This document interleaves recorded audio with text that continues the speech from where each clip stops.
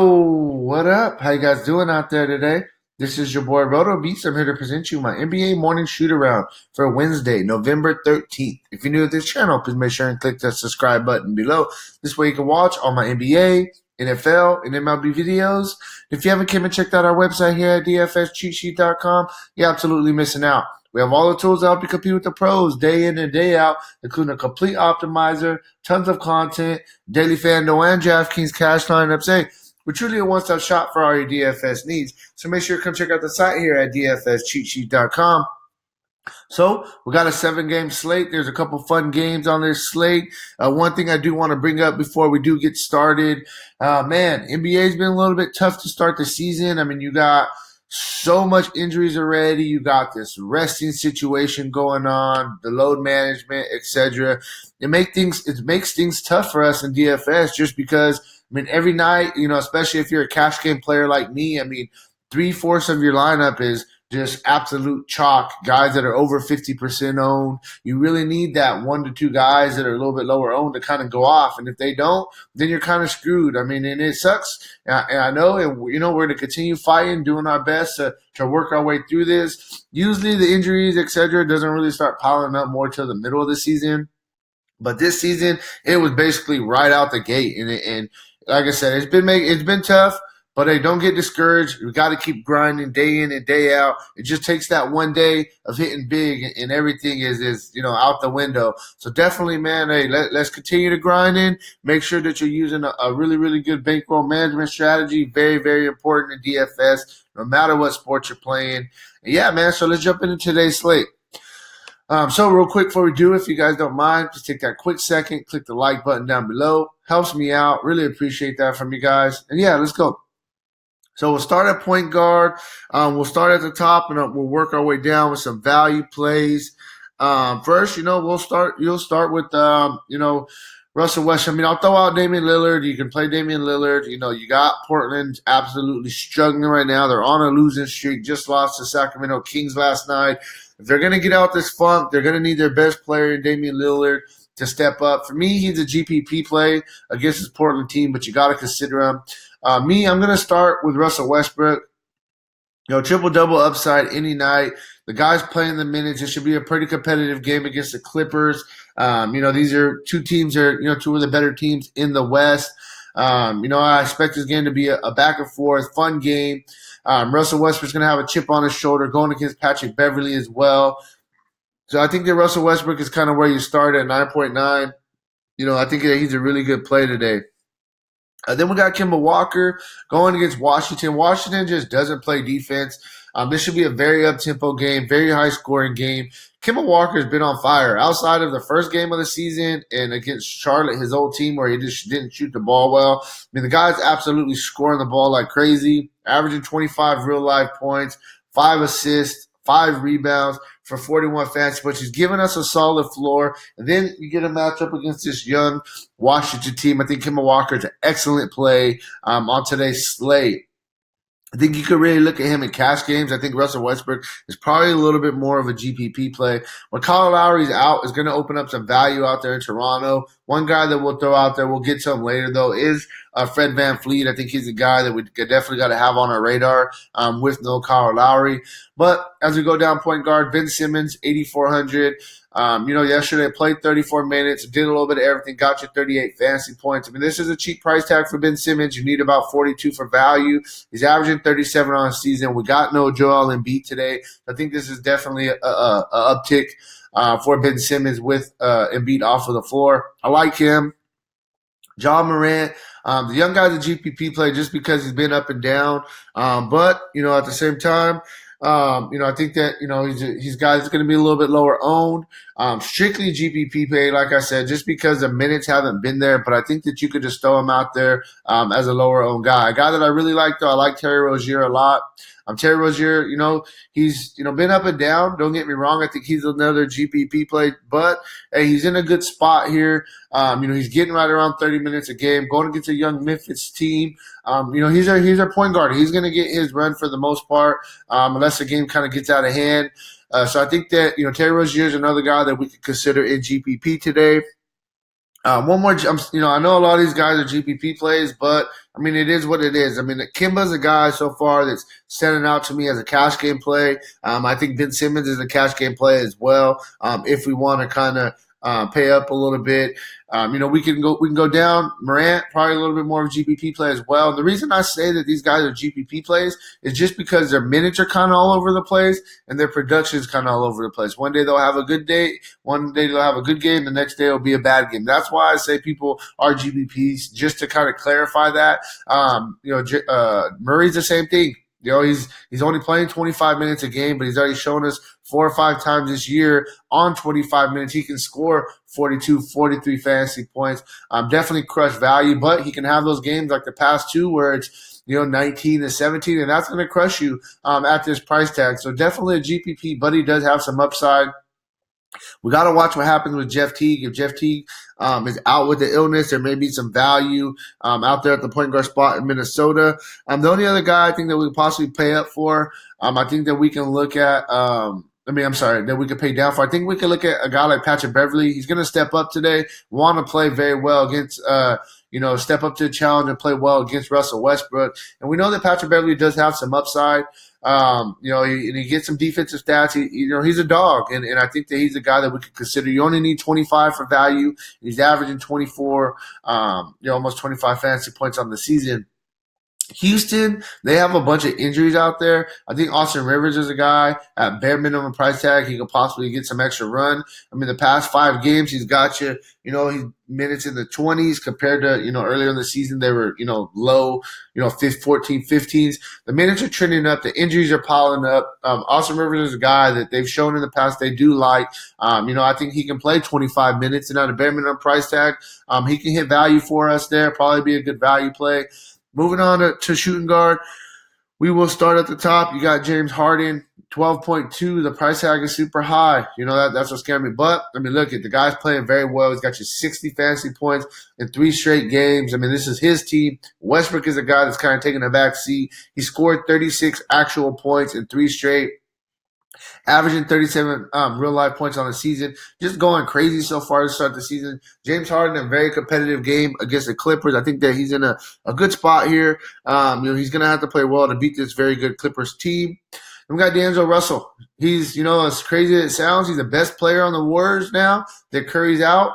3 straight games of just absolutely killing it. He scored at least 30 real-life points with a 52-point game in there, averaging 26 points on the season. He's playing 32-plus minutes. If he's going to play 32, 33 minutes, I think that you could consider him once again going against his Laker team in an up-tempo game. Also, it's an added little bonus that Lakers are the team that drafted D'Angelo Russell, ended up trading him, so he has a little chip on his shoulder. He always wants to play well against the Lakers. So, yeah, D'Angelo Russell is a good play. Bradley Beal, going against Boston, man, he's given us a decent floor, but not on these price tags. We need 45 for value. He's averaging 42 on the season. In the past 4 games, he hasn't got you. He got you 41 fantasy point game against Indiana, but the production is all over the place. So he's strictly a GPP play for me, but he definitely has some upside. We've seen that with the 70 fantasy point game against Houston earlier in the year.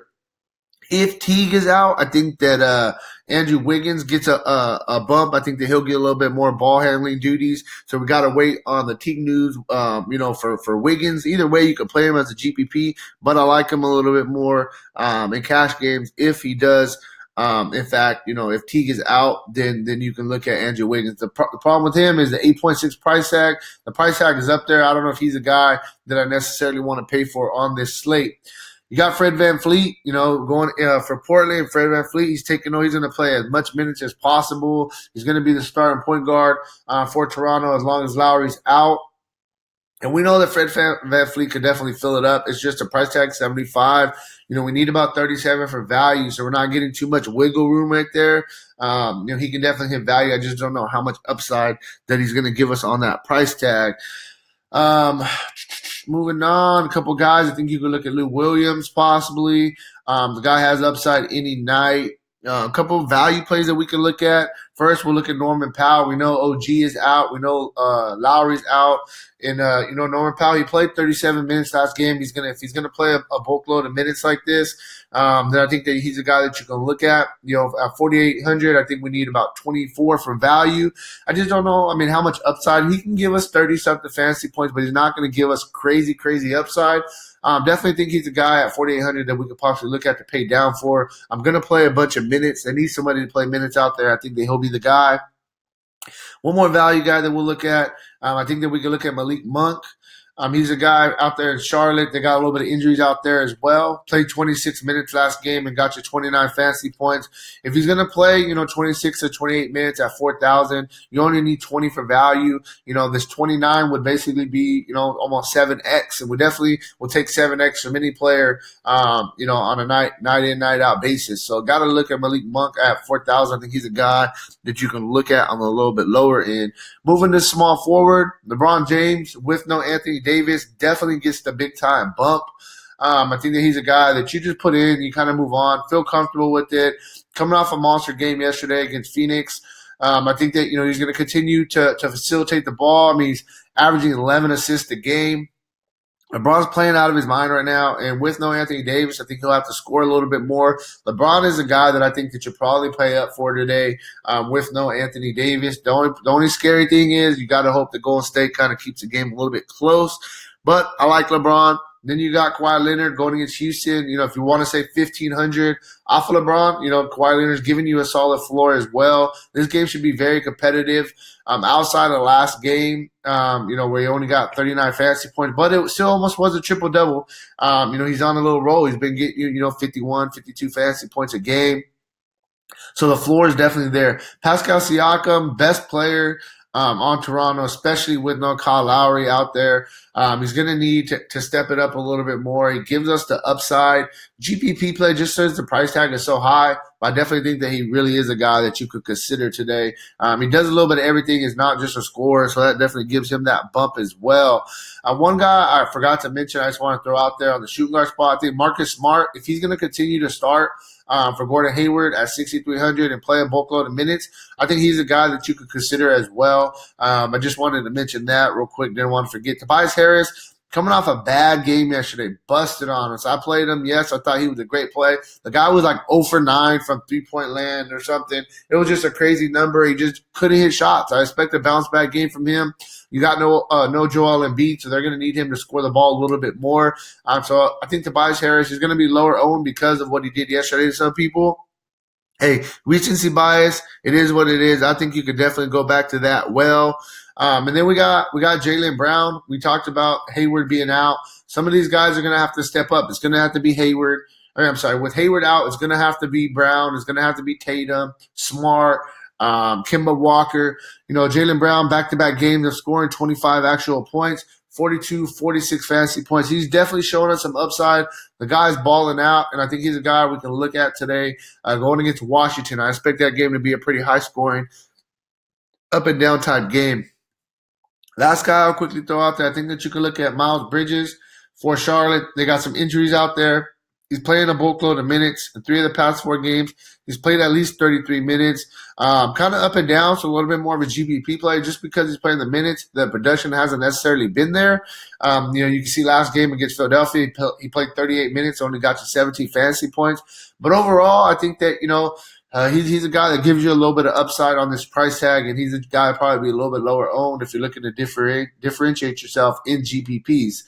Power forward, we'll start at the top. We talked about Jason Tatum. Boston's hurt. They need, some of their other core guys to step up. I think Jason Tatum's one of those guys, man. He's having a really good season outside of last game, which was his lowest fantasy outing of the season. The guy's giving you a really solid floor, giving you about 33, 34 fantasy points. At 8.4 price tag, we do need about 42 for value. He could definitely get there. He's hit that a few times this year, and he has a little bit of upside. But it's not, oh my God, you got to play Jason Tatum just because the price tag is a little bit higher. But I love the matchup though, against Washington. I will say that. LaMarcus Aldridge going against Minnesota, 7,800. You need about 39 for value. He's been a little bit up and down, but the minutes have been there for the most part. We know Aldridge has some massive upside. Going against Minnesota, I don't think he's necessarily going to be banging with Towns. So I'm fine with that. Because I don't really like two big guys going against each other. But I think that this is a good spot for LaMarcus Aldridge. And it's a pretty fair price tag as well. He's going to give us a solid floor, averaging about 34 fantasy points a game.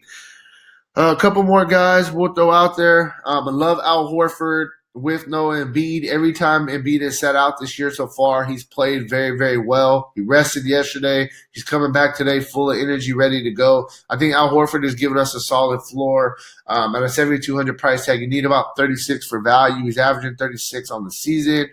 Draymond Green against the Lakers, 6,700 just cheap. He got ejected out of the last game. We know Draymond has triple-double upside. My biggest thing with Draymond is, man, I feel like he's like, my team sucks. I don't necessarily want to give it my all. I feel like he purposely kind of got thrown out of the last game. He was frustrated. And that's just Draymond being Draymond, though. If he's going to play minutes, there's some games he's only played 22 to 25. Some games he's played 33, 34. If he's going to play, 33, 34 minutes here, then he definitely has some upside in a very up-tempo game against the Lakers. And it's 6,700 a bottle opportunity on Draymond. A couple more guys that I think we can look at. A guy that I really, really like, and I'll just jump straight to him. I think Kuzma's a guy that you really got to look at today. With Anthony Davis out, I think Kuzma's a guy that we can look to kind of jump in that starting lineup. If Kuzma's the guy that jumps in that starting lineup at 5,000, you just lock him in, just move on with your day. Don't overthink it. Kuzma's coming off the best game last night of the season. The minutes have definitely been trending up. He's playing 24, 25 minutes. If he's in that starting lineup, I wouldn't be surprised if he's playing 32, 33 minutes today. So Kuzma at 5,000. If he's in the starting lineup, just put him in, move on. That's a really, really easy play. They're trying to get this guy kind of in sync, since coming back from injury. So I like Kuzma a lot. That's the biggest news that I'm kind of waiting on for today. Finishing off with center, Karl-Anthony Towns. They have nobody out there in San Antonio that could guard this guy. He's giving you a really solid floor, double-double upside any night, averaging 53 fantasy points on the season. I like him, man. I think that Towns is in a great spot to crush tonight. He's a guy that you really consider paying up for with a solid floor. Vucevic with no Embiid out there, I think he's a guy that could possibly have a really good game. If he's started off the season really sluggish and he's picked it up the past 3 games, he's got you at least 47 fantasy points in 3 straight, double-doubles in 4 straight games. Feel like he's shooting the ball a little bit better. At 9,400, I think he's a guy that's going to be low owned. You can look at him in GPPs. Clint Capella, going against the Clippers. If he's going to be going against a Harrell, I feel Harrell's undersized. I think Capella could definitely dominate that matchup. 9,000. It's not a give me price tag. GPP, but he's going to be low owned, and I think that you could really look at Clint Capella. Honestly, at center, I think center is just like yesterday. I don't think that there's really a pay down spot at center. I think you have to pay up. After Capella, I like Harrell on the flip side of things. Harrell's going to get his minutes, going to play right around 30, 32 minutes. Double-double upside any night. And he does have some upside. We've seen it. He has 62 fantasy points just a few games ago, so showing us that he could definitely get there. Thomas Bryant, I think he's the guy that we could consider as GPP as well. The minutes have been there, 33-plus minutes, 2 straight games. This guy's already shown us, he has 50 fantasy point upside. This is a guy that's going to be 2 or 3% owned. Nobody's going to play him. And it's like, who does Boston really have at the big man spot that can really make it difficult for him? Nobody. All their centers they have right now are all undersized. And Thomas Bryant, I definitely think can have a feast here. And that's really where I'm at, man. I honestly think that center you pay up for it and figure out the value at other places. There's a couple of really good spots. LeBron, Kawhi, I think probably going to pay up at one of the small forward positions. Not necessarily have to, but I just think it's a good idea. Man, that's really where I'm at. If you want a more in-depth analysis on today's slate, make sure to check out the site, dfscheatsheet.com. And then good luck on your guys' contest, all right? Peace out.